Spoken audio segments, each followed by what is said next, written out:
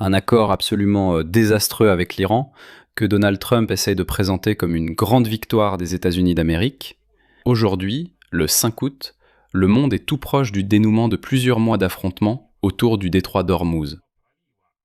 Mais ce dénouement ne ressemble en rien à ce que Donald Trump décrivait il y a encore quelques jours lorsqu'il menaçait l'Iran, je cite, de la plus grande frappe depuis la Seconde Guerre mondiale.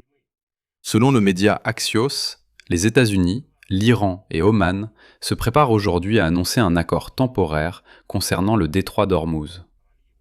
Mais le diable ne se cache pas dans le simple fait de l'accord, mais dans ses conditions. L'accord satisfera une partie des exigences de l'Iran concernant un plus grand contrôle sur le trafic dans le détroit d'Ormuz, c'est-à-dire un contrôle qu'il n'avait pas avant la guerre. Autrement dit, le pays contre lequel les États-Unis ont mené une campagne militaire de 5 mois obtient, à l'issue de cette campagne, encore plus de contrôle sur le détroit stratégique.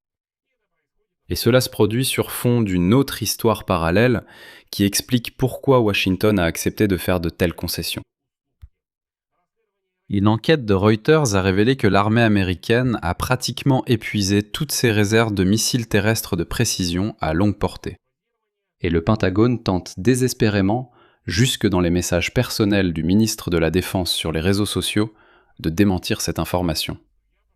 Je suis allé vérifier moi-même, en dehors de Reuters, dans d'autres sources, et toutes confirment que oui, effectivement, le stock de missiles des Américains est assez critique et qu'il est tombé à un niveau critique. En même temps, alors que Donald Trump essaie de résoudre le problème du détroit d'Ormuz, les Houthis yéménites ont tout de même bloqué le détroit de Bab el-Mandeb. Donc, d'un côté, il éteint un incendie, de l'autre, il en surgit un autre. En général, analysons ensemble tout ce sujet maintenant. Je m'appelle Alexei Petchy, passons aux choses concrètes. Mais avant de commencer cet épisode, je vous demande de vous abonner à cette chaîne YouTube. Nous approchons la barre des 300 000 abonnés, donc je vous serai reconnaissant pour chaque abonnement. Il semble que les sources iraniennes n'aient finalement pas menti dans leurs médias la veille, malgré le mépris des États-Unis. Donald Trump a annoncé que, aujourd'hui même, ou au plus tard demain, les États-Unis d'Amérique et l'Iran pourraient finalement signer un accord sur le détroit d'Ormuz. Selon Axios, l'accord en discussion établit un arrangement temporaire entre Oman et l'Iran pour une durée de 60 jours, avec possibilité de prolongation. Donc, il s'agit encore une fois d'un accord temporaire et il n'y a rien de permanent. Et je rappelle qu'en juin, ils avaient déjà signé le 17 juin un accord temporaire similaire qui a ensuite été violé. De plus, souvenez-vous comment Donald Trump disait que l'Iran n'obtiendrait pas le contrôle du détroit d'Ormuz et ne pourrait pas percevoir de frais pour le passage des navires. Dans le brouillon de cet accord, il est précisé que la circulation des navires dans le détroit d'Ormuz sera organisée comme suit. Tout le trafic entrant dans le détroit d'Ormuz et le golfe Persique passera par la voie nord, c'est-à-dire à travers les eaux iraniennes. Et tout le trafic sortant, se dirigeant vers la mer d'Arabie, passera par la voie sud, c'est-à-dire à travers les eaux d'Oman, mais en coordination avec l'Iran. Notez la formulation. En coordination avec l'Iran concerne même la voie qui se trouve physiquement dans les eaux territoriales omanaises. Et ce sont exactement les conditions dont nous avons discuté hier avec vous sur cette chaîne YouTube en citant des sources iraniennes, même si à Washington, les sources disaient que tout cela était des mensonges. On continue ? Aucun redevance ni frais ne sera prélevé pour le passage des navires par le détroit, mais seulement pendant 60 jours. Et ensuite, comme on dit, on verra bien. L'accord prévoit également un plan distinct pour le déminage maritime. Les voies de navigation centrales seront déminées dans les 30 jours suivants. Après quoi, cette voie centrale déminée sera utilisée pour la circulation des navires. Dans les deux sens, conformément aux conditions de l'accord permanent, qui doit encore être négocié directement entre Oman et l'Iran, sans la participation de Washington. Et maintenant, excusez-moi, c'est le plus drôle. Le journal Axios explique clairement pourquoi cet accord était nécessaire. Elle vise à rétablir la trêve qui s'est effondrée il y a un mois entre les États-Unis et l'Iran, et à ouvrir la voie à la reprise des négociations, y compris sur le programme nucléaire iranien. En somme, après avoir tourné en rond, on est de retour au point de départ. Et là aussi, il y a un aveu qui en dit long sur la fragilité de toute cette construction. Axios écrit « La Maison-Blanche, Oman et les médiateurs régionaux pensaient il y a 3 semaines qu'ils étaient déjà parvenus à un accord avec l'Iran. Mais l'Iran a alors repris ses actions. Il y a eu des frappes. La position de Donald Trump lui-même a changé rapidement au cours des 2 derniers jours. Dans une interview à Fox News mardi, Trump a déclaré littéralement « Le détroit sera ouvert très bientôt ». Ou bien « Ils subiront une frappe très violente ». Et alors, le détroit sera quand même ouvert. S'ils reculent à nouveau, ils subiront une frappe vraiment violente. Ils le savent, ils le comprennent.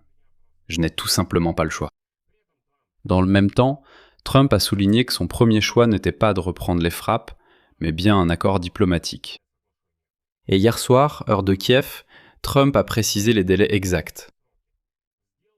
L'accord sur la réouverture du détroit d'Ormuz, je cite, pourrait avoir lieu demain ou après-demain. Il a également ajouté que des progrès significatifs ont été réalisés et que les résultats seront connus dans les 48 heures. Et c'est ici que surgit la première contradiction sérieuse.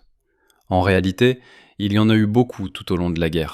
Parallèlement à ces déclarations belliqueuses sur une frappe puissante de Donald Trump, le commandement central des États-Unis a publié sa propre déclaration sur le réseau social X, selon laquelle la route sud du détroit d'Ormuz, qui passe par les eaux territoriales d'Oman, je cite, reste libre et ouvert, et que les militaires américains ont déjà aidé plus d'1 millier de navires à traverser ce détroit, malgré l'agression iranienne injustifiée. Autrement dit, selon une version, la route sud par le détroit d'Ormuz est déjà libre et ouverte en ce moment même. Selon une autre version, exprimée par le président Trump lui-même le même jour, le détroit doit encore être ouvert. Et l'Iran pourrait subir un coup très dur si cela n'arrive pas. Alors qu'en est-il vraiment ? En réalité, avec ce détroit, est-il ouvert ou doit-il être ouvert ? Et si on ne l'ouvre pas, alors l'Iran sera frappé. Passons maintenant à la deuxième partie du sujet d'aujourd'hui, qui explique directement pourquoi Washington a accepté des conditions laissant à Téhéran plus de contrôle sur le détroit d'Ormuz qu'il n'en avait avant la guerre. L'agence Reuters a publié une enquête basée sur les données de 3 sources au fait des statistiques internes des stocks d'armes des États-Unis. Et voici ce qu'elle écrit. En 5 mois de guerre avec l'Iran, l'armée américaine a presque épuisé ses réserves de Hux-type majeur, de missiles de précision longue portée à lancement terrestre. Les missiles ATACMS et les missiles PRSM. Il s'agit du Precision Strike Missile, PRSM. La forte diminution des stocks de ces missiles, selon la publication, suscite une vive inquiétude au sein de l'administration Trump. En ce qui concerne la capacité des militaires à dissuader ou à répondre à de futures crises impliquant la Russie, la Chine ou d'autres adversaires, l'ampleur du problème ne se limite pas seulement à ces 2 systèmes. Selon l'une des sources de Reuters, les stocks de missiles de croisière Tomahawk sont également fortement épuisés. Près de la moitié de l'arsenal mondial de cette arme a été utilisé depuis le début de cette guerre. De plus, selon CNN, l'armée américaine a utilisé près de 80% de ses stocks d'intercepteurs THAAD par rapport au niveau d'avant-guerre, ainsi qu'environ la moitié de ses intercepteurs Patriot. En même temps, selon l'estimation du Centre d'études stratégiques et internationales, avant la guerre, les États-Unis disposaient d'environ 2200 missiles Patriot, 2 des variantes les plus modernisées, et de 452 missiles THAAD. C'est ce qui a été annoncé publiquement. Mais déjà, à la fin juillet, les stocks de missiles THAAD étaient tombés à 278 unités.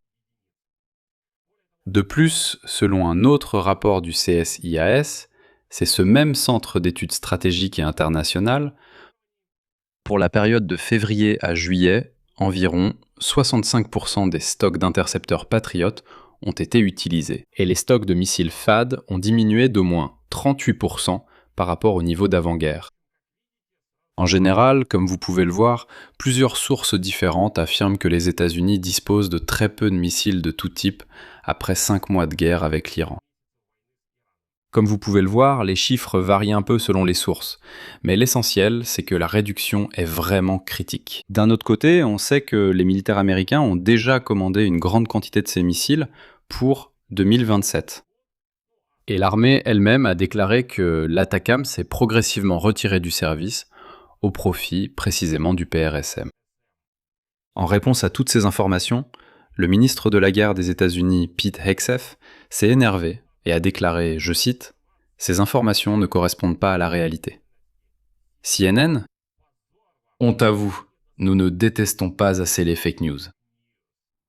Plus tard, le porte-parole du Pentagone, Sean Barnell, a déclaré « L'armée américaine est la plus puissante du monde et possède tout le nécessaire pour accomplir ses missions au moment et à l'endroit choisi par le président. Nous avons mené plusieurs opérations réussies dans tous les commandements régionaux, tout en veillant à ce que les militaires américains disposent d'un vaste arsenal de moyens pour protéger notre peuple et nos intérêts. » Donald Trump lui-même, répondant à une question sur les chiffres des stocks, a déclaré que les États-Unis, je cite, « ont beaucoup plus de munitions que quiconque dans le monde. » Voici ses propos exacts. Nos entreprises de défense produisent actuellement plus de munitions que jamais auparavant, tout en élargissant leurs usines et leurs équipements à un rythme record. Je tiens également à souligner que même Reuters reconnaît que la production de certains types de munitions, y compris les obus d'artillerie et toute une gamme de types de missiles, a atteint des niveaux records. Ces stocks seront donc reconstitués. Mais tout de même, les commandants militaires avertissent par ailleurs que les stocks épuisés obligent les États-Unis et leurs partenaires de la coalition à prendre de grands risques lors de l'interception des attaques. Eh bien, les drones bon marché ne remplacent toujours pas les missiles coûteux, de haute précision et à longue portée comme l'ATACMS ou le PRSM, qui, comme ils le disent, restent irremplaçables pour frapper les centres de commandement fortifiés, les batteries de défense aérienne et d'autres cibles bien protégées à distance. Que les drones moins chers ne sont pas encore capables de franchir, ou comme ils le disent, face auxquels ils ne survivraient pas. Eh bien, cela signifie qu'ils seront certainement neutralisés là-bas par la guerre électronique ou la défense aérienne. Et pendant ce temps, alors que Donald Trump tente d'apaiser la crise dans le détroit d'Ormuz, les Houthis yéménites ont annoncé aujourd'hui avoir frappé le pétrolier saoudien Wafa avec des missiles balistiques dans la partie nord de la mer Rouge, juste au large des côtes de Yambou. Le porte-parole militaire du mouvement Ansar Allah, Yahya Saria, a déclaré qu'il s'agit déjà du 8e navire touché par les Houthis depuis l'annonce du blocus maritime de l'Arabie Saoudite le 20 juillet. Selon lui, 29 autres pétroliers saoudiens ont également été contraints de faire demi-tour et de retourner en mer Rouge et en mer d'Arabie sans oser s'approcher de la zone de blocus. Cela s'est produit au moment même où les États-Unis et l'Iran annoncent l'ouverture prochaine du détroit d'Ormuz. Donc, comme vous pouvez le voir, alors que d'un côté de la péninsule arabique, une route stratégique semble s'ouvrir. De l'autre côté, une autre continue de se fermer. Et il faut se rappeler que les Houthis yéménites sont totalement sous le contrôle de l'Iran, donc l'Iran continue de mener son jeu rusé. Je vais m'arrêter ici, donnez votre avis et vos conclusions dans les commentaires sous cette vidéo, abonnez-vous à la chaîne, activez la cloche, et n'oubliez pas de mettre un like. C'est tout pour aujourd'hui, prenez soin de vous, à bientôt.